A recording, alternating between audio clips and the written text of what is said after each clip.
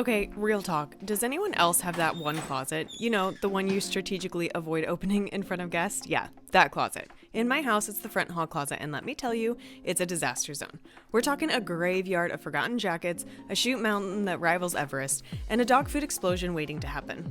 Oh, and let's not forget that random wire shelf up top just mocking us all with that wasted space. Prepare yourselves because today, we're tackling this beast.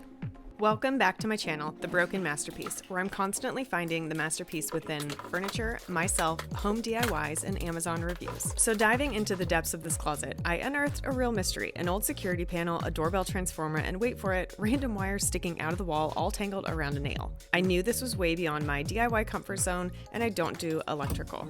I did what any responsible DIYer should do. I hopped on social media, asked for advice, and the overwhelming consensus was call a professional. And you know what? They were right. First things first, I flipped off the breaker. Then I called my buddy Jay, who's an electrician, to come and take a look. My hope? To get an outlet installed in here, finally giving us some usable power. Okay, so I turned the breaker off and successfully undid that. I undid all these little wires by just unscrewing all that with a tiny little screwdriver, and then I'm pulling the wire out of the wall because it was just stapled. And that goes up to there, which we used to have a doorbell ringer right there, but we took that off when we got our house painted. So, yep, we're just gonna cut and seal that off.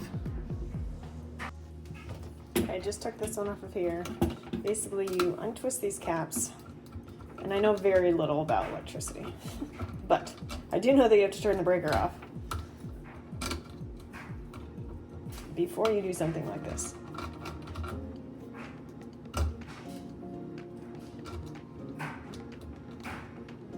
There, it's off. Yay! These are the worst because they have a drywall bolt. I hate these closet-made systems. There we go. They have a drywall bolt. Yeah, you can just easily get them out of the way. You have to pry them out, do so much damage. Now we gotta patch that up.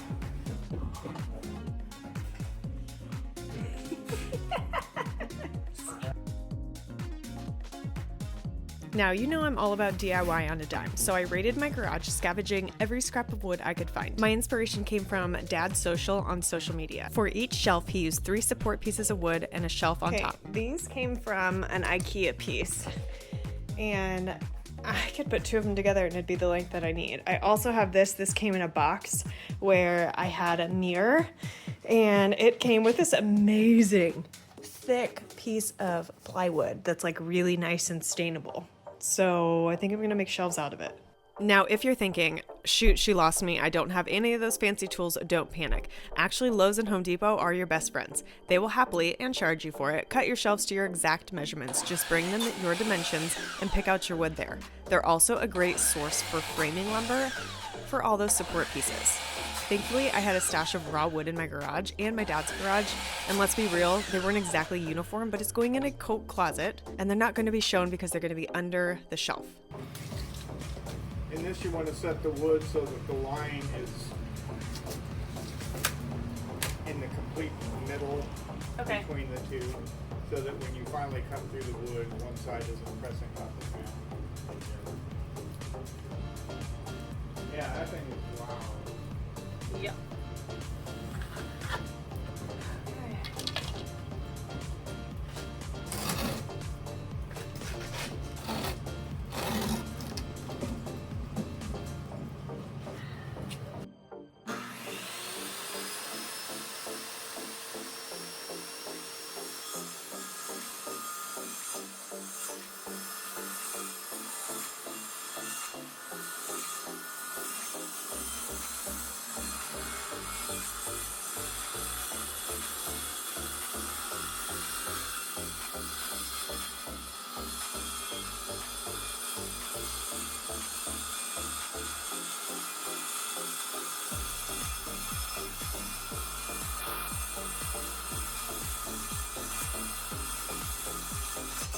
If you look at some of my previous projects, like our office renovation and my front shoe shelf cabinet from IKEA, I used this barnwood. We had been gifted it over a year ago, and I still have pieces left. So I pulled some of those pieces out.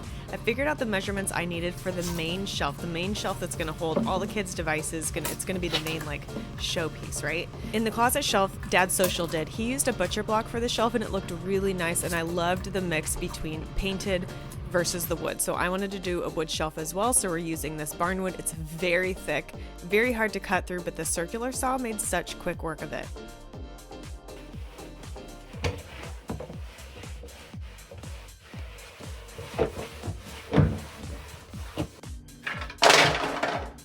This is not only a stud finder, but also an electrical finder. This was really important because we had wires going up right by the stud, and so I needed to make sure that I drew lines everywhere that I was going to put a shelf to make sure that I knew exactly what I was drilling into so that I wouldn't hit a wire. All right, here are the materials I'm using to put these shelf brackets up.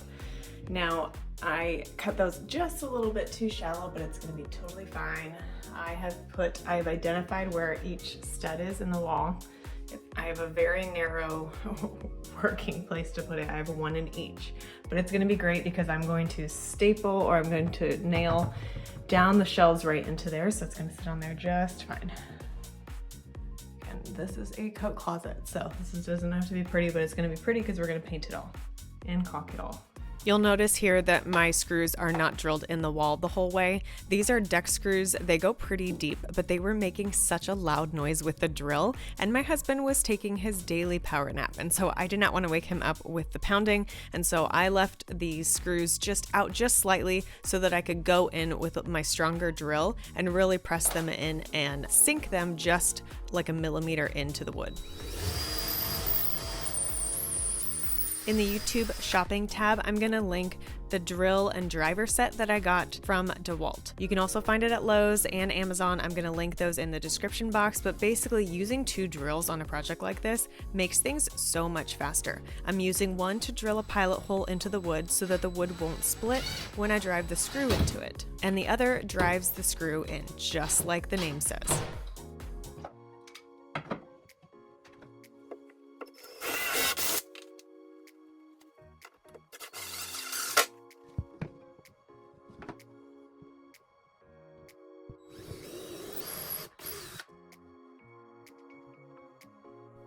Because the boards aren't perfectly cut, I did level them again before I drilled the screw all the way into the stud, because I wanted to make sure that they stayed straight and didn't twist at all, since they're only on one screw. Once they're tight into that stud, they're really not going anywhere, especially when you get the shelf on top. And by leveling them twice, you are knocking out any concern that they're going to be at all wonky. I started to put in the brackets for the above, but then I wanted to get the bottom shelves secured in. I had to go one by one because these were really deep. I wasn't going to be able to get in deep with my nail gun at all, and so I had to go one shelf at a time, securing it down and then moving up to the next shelf, since these were all pretty tight fitted.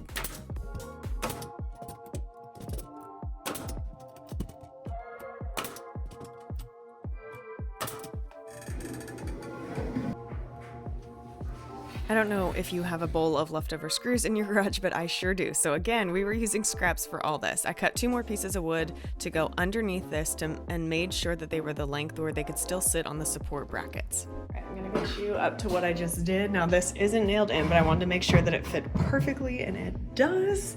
I put a little jigsaw that for the cords that are gonna go from that plug right there.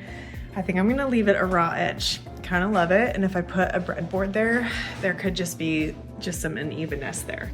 Now inside here, I have taken my Alex Flex caulking gun, and I went through and I seamed every single thing that's touching the walls. So even underneath here, the tops of these, underneath here, all along there, every single seam, because the paint is gonna go on and make it look like it was custom built into the wall instead of a bunch of scrap pieces of wood.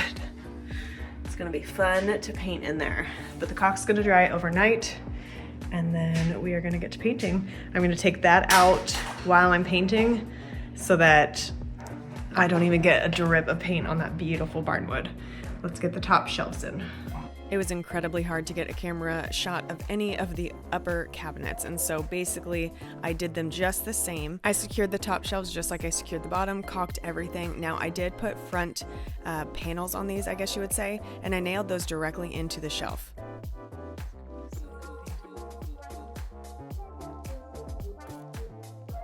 You don't have to do this, but this plywood, the edging of it was just a little rough and some of it was separated, so I'm putting a skim coat of Drydex. I'm going to sand it in the morning and then it will not show all these lines when you go to paint it. Always fill your nail holes with Drydex and then come back through with a sanding block. It's so easy, and just sand it flush to the wood.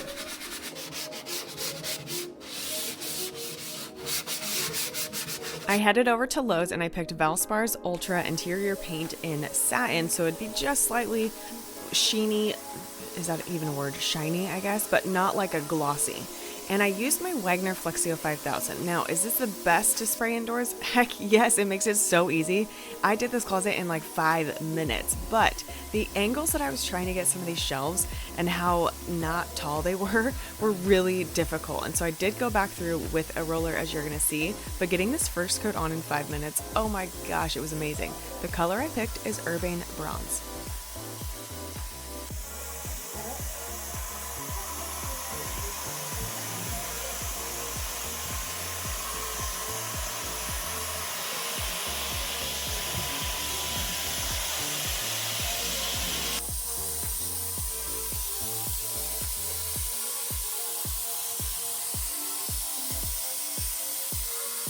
Right, it's really rainy today, so I don't have great lighting, but as you can see, it was hard to get under these shelves, especially these bottom ones. So I'm gonna go, yep, totally missed those two.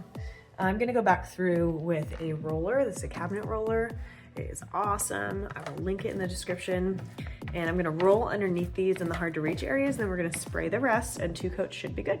The lighting's really terrible today, but I'm gonna show you. So first you go through with a paintbrush. The paintbrush I'm using is my corner triangle brush by Zebra. Then I've got that small paint roller.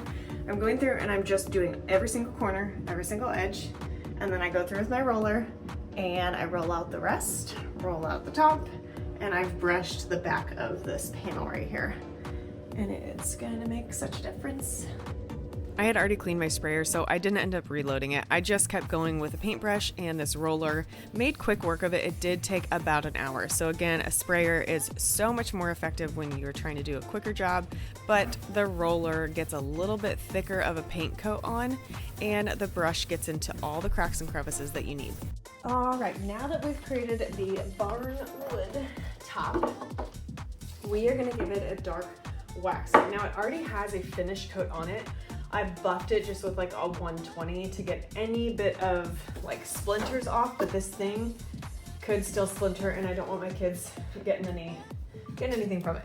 We also need to darken this edge, and so this dark wax is going to be perfect to just give it a bit of dimension and work it all together. And I'm trying to use everything from my workshop that's left over, and this I've had for forever. And so we are going to use this up. And I just finished painting the shelves. I had to roll the rest of them just because it wasn't getting to every nook and cranny. And it's a very tight space. So the sprayer was like awesome yesterday. Put the first coat on in like 5 minutes, but it couldn't do like the finishing coats. We're going to start with a wax brush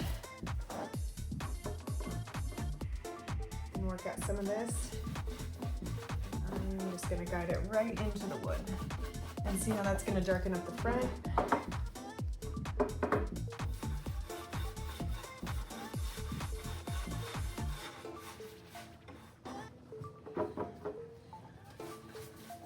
That's it. You're just going to work it in, and it's going to stay in the crevices. And so that's what I'm giving it, is like the closet now has like a steel look, and this is just going to darken this up a little bit.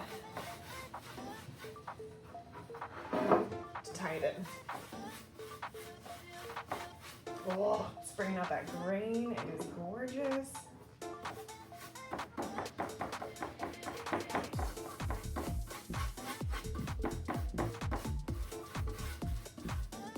Then you can go back with some steel wool and just give it a nice buff.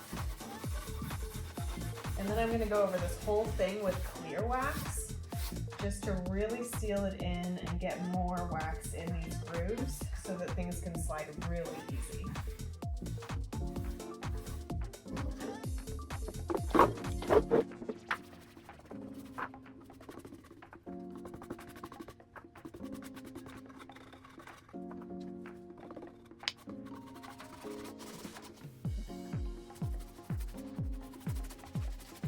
Next, we're gonna come through with some Johnson's paste wax. This stuff is stinky, so make sure you have a mask on or are working in a well-ventilated area.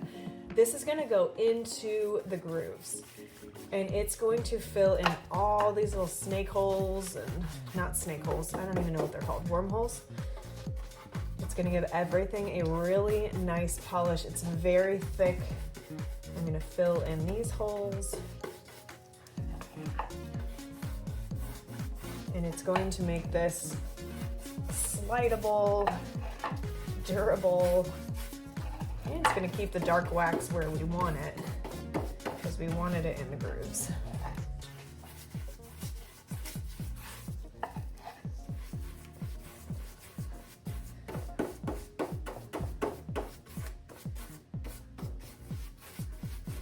It's also going to fix the seam and fill that in so that we don't have any crumbs or cracks. Not that we're gonna have crumbs in there.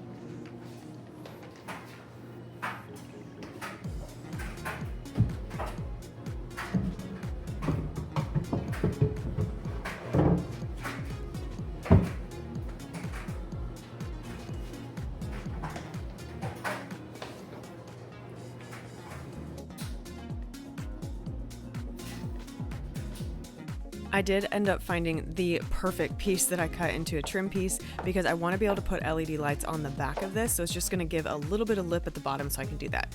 We put the dark wax on and the clear wax over it, and then I nailed it in, missing that first nail, so I had to go back through with a hammer.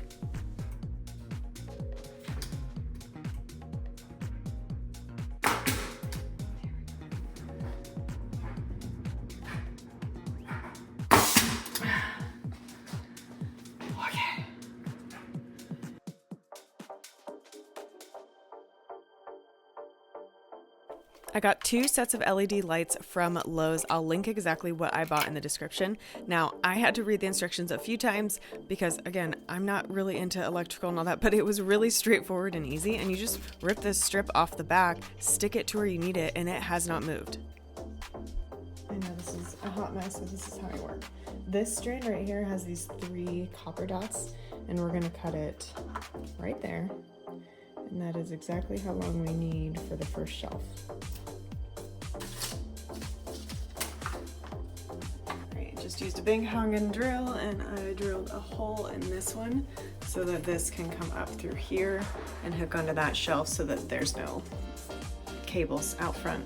Alright, this set on Amazon that I got is amazing. We have used it on the office transformation. I still had leftover stuff. This is a cord hider. You basically open it up and it wraps around a cord, and so it's going to hide everything on the left side, especially the LED that's showing a little bit above the shelf, and so it's going to black it out for me and complete the cable going down. You can hide multiple cords together. It's really cool. I'm also using cord hooks with 3M tabs on the back, and it came in the same set, so I'm going to link it. I just need to find it in our orders because we ordered it like over a year ago. Now it's time to look at the before and then see the after. All right, I wanted to show you guys the closet. It is all done. I want to show you the ins and outs of it. Well, not completely done. I need to build a box around this. So when our neighbor installed the outlet, he's an electrician. It was a circle one, and he said it's gonna stick out, and I said that's fine because I can build a box with more scrap wood around it. And then I'm gonna cover up this too. I just had wrapped this because I had painted over it. These you can find on Amazon. These are cord covers. Covered those up, drilled a hole from here to here. But yeah, how nice is that? I got that from Lowe's. The links are in the description box. These actually came from my stand-up desk. So I really tried to repurpose everything I could on this. I wasn't using these for cords, and these are perfect for the kids' Meta, well, and mine, Meta headset. The barnwood shelf looks perfect. It's hardly bowing out at all. You just see a little bit of light up there, but it was great because I was able to stick the LED right on the back of it. This is where the laptops go. This is where some shoes go. All the devices for the top, our charging station, so that everything has a place. I'm gonna add a basket in here too that has, this is our basket of batteries, but we're gonna add another basket that has just like loose cords and all that stuff, because that's in a junk drawer. There is motion sensor lights up here that are on Amazon. There's one here that's Velcroed on and one there. Both of them can be taken off the Velcro and then plugged in right on the device station, right there. I haven't decided what I'm putting up here yet, but I think I'm gonna put all my vases because they're taking up space on top of my kitchen cabinets. This I can add more to. This is where our Alabama hats are. I just love it. I love that they look like spotlit. I got that idea from Dad Social. I love this space. We can do even more with this space over time. I love that the kids have laptop station because their laptops were on the couch, their plugs were on the buffet, everywhere that they shouldn't be. And we don't allow the laptops to go upstairs or any of the devices. And so it's nice that everything has a home.